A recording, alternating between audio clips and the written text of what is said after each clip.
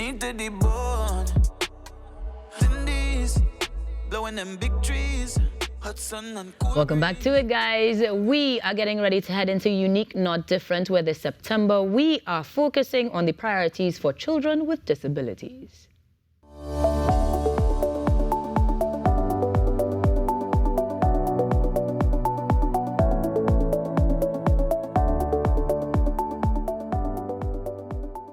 Hey everyone, and welcome to Unique Not Different with me, Shamla. Today, I have Dr. Jacqueline Huggins, PhD, who is who is the manager of Student Life and Development Department at the University of the West Indies.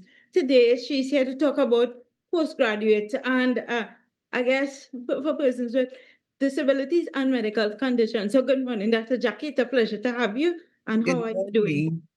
It's a pleasure to be here, and I'm just fine.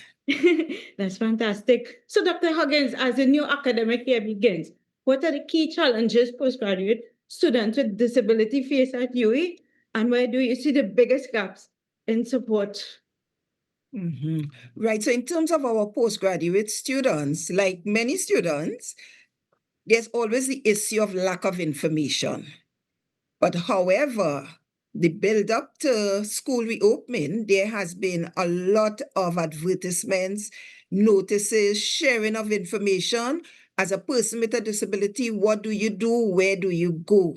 So that could be a challenge. However, we are finding ways to ensure it is minimized. So a student may not know where to go, but the postgraduate department, there is a app that student can log into to get whatever information they need. Our marketing and communications department provides a lot of information, whether it's on social media, whether it is on the marketing website.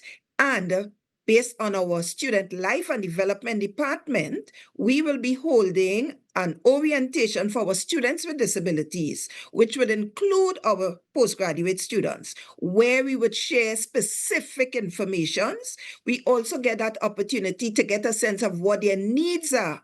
So once we get a sense of the needs, we are able to work with it, to address it, to minimize the challenges. So information basically might be the greatest challenge. But once we are aware of what's happening, we are going to deal with it. We're going to minimize challenges. We don't deal much with challenges.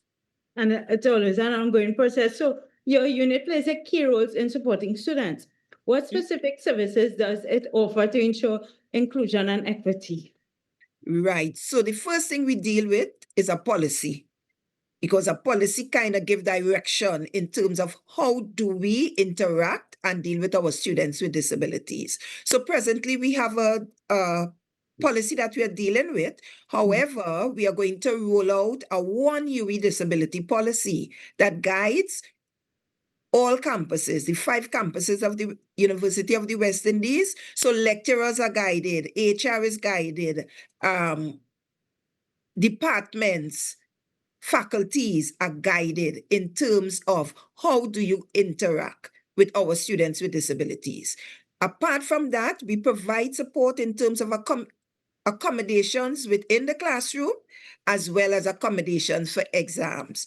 We have an accessible bus to ensure our students in and around UWI are provided with transportation. We also have one-on-one academic support. So a student and postgraduate student will visit my department. I will have a one-on-one. What are your issues? Issues with your research, issues with your supervisor, and we do that one-on-one until that student graduates, or until that student no longer needs the assistance. We also provide loans of aids and devices, because we have some students who use wheelchairs, may have a temporary disability, and we provide a loan of that. We provide loans of walking sticks, tape recorders. Some students may process information slower than some. And our postgraduate students, as much as they're doing research, they also have taught courses. So we also provide those tape recorders where they can tape the classes with the permission of lecturers, and then they could listen on their own timing. Now, whatever their issues are, they come to my department and we find a way to meet their need. Nice. That is fantastic. So have you noticed any trends on postgraduate intake for students with disabilities or medical conditions? Right. So basically, in terms of students coming to my department, because not all students who come to you register with my department, I have seen an increase in the number of students graduating from undergrad and moving on to postgraduate. Is not as much as I would like to see. So, we have to do some research to get a sense of why not. But there definitely has been an increase in students continuing their education, postgraduate, either master's or PhD. Nice. And in terms of what more can lecturers, supervisors, and departments do to create a truly supportive environment for students with disabilities in postgraduate level and even undergraduate level? Right. I think lecturers, staff on the campus, students, we must be aware. We must have education about disability, understanding that persons with disabilities, they have a place here at UWI.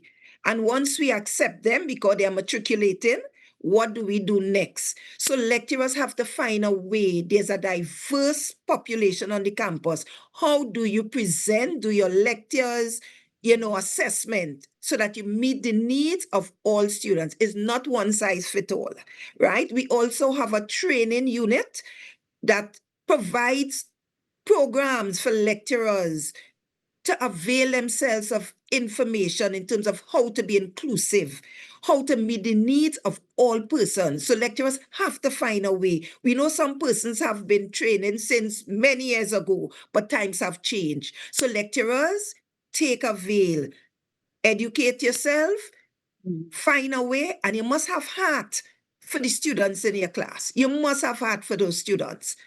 Students need the support, and we are here. And if you have an issue, check with the SLDD. We will provide that guidance for you in terms of what you need to do. We are already, inclusive, but there's still some more that we can do. Check with the SLDD department.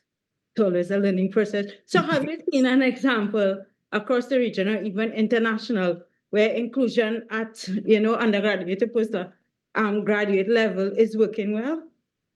Well, working well, it's working. However, there's more to be done, right? The CDB recently did a research with UWI in terms of 4 different Caribbean islands. And we tend to show the same thing: Jamaica, Trinidad and Tobago, St. Lucia, and Grenada. We still need to provide more resources. We still need to provide more funding to meet the needs of our students. Postgraduate students don't get as much scholarships as undergraduate. So we still need to. Also, we are preparing them for the workplace. So we need to be there speaking about, operating, liaising with employers so that our students know that when you leave UWI, there's a place for you to go.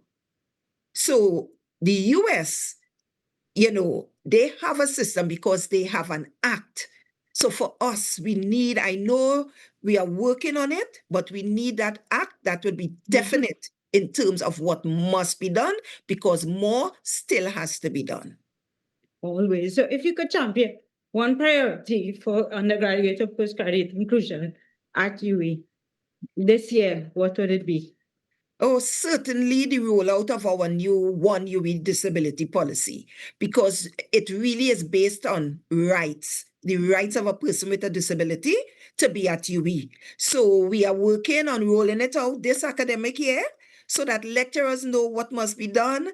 We already have senior management having that understanding, hence the reason why we have that policy. So once we have that rollout of the policy, I think inclusion, equity would be even at a higher level than it is right now. So that is one of my main goals for this academic year.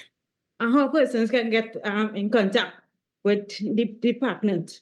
Okay, so our telephone number 645-9670 or sld@sta.uwi.edu. Feel free to call, feel free to send an email, but students are also free to walk in Monday to Friday between 8:30 and 4:30.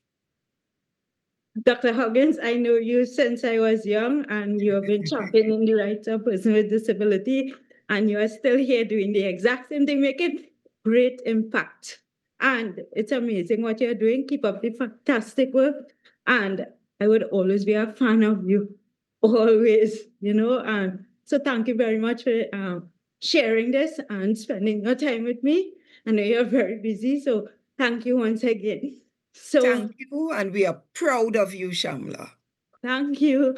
So, guys, with that being said, I want to say thank you so much for tuning in to this week's segment of Unique and Different. As I always say, be good, do good. Bye, everyone. Bye.